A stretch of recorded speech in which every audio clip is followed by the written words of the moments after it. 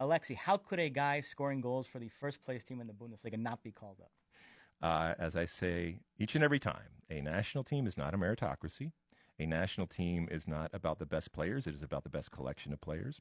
A national team is picked by humans with inherent biases and histories and baggage and all of that. And ultimately, a national team is made up of human beings making subjective decisions. But I will say this, a national team coach, in this case for the U.S., is ultimately judged by what happens in the World Cup.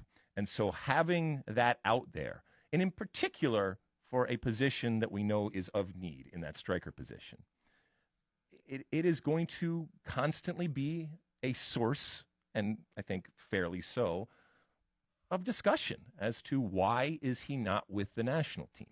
And I think there are legitimate reasons for Greg Berhalter to make. We can disagree with him. People out there can disagree with him. But again, they are subjective types of decisions. That he's scoring goals is great. Scored a wonderful goal, really wonderful timing, and then the ability to flick the ball into the side there. And so, yeah, this is a goal scorer in that number 9 position, albeit that plays the position maybe not in a way that Greg Berhalter, well, obviously not in a way that Berhalter likes, and it doesn't mean he's not going to be on the World Cup roster ultimately, but he's not there.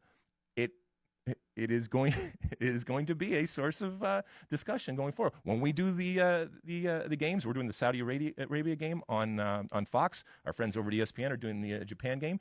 I guarantee it is going to be part of the narrative and part of what we're talking about. And that's okay, because we, as an American soccer playing nation, are now into this rarefied and new era where we actually have more players than can play on the field, and maybe more players than even can fit into a 26.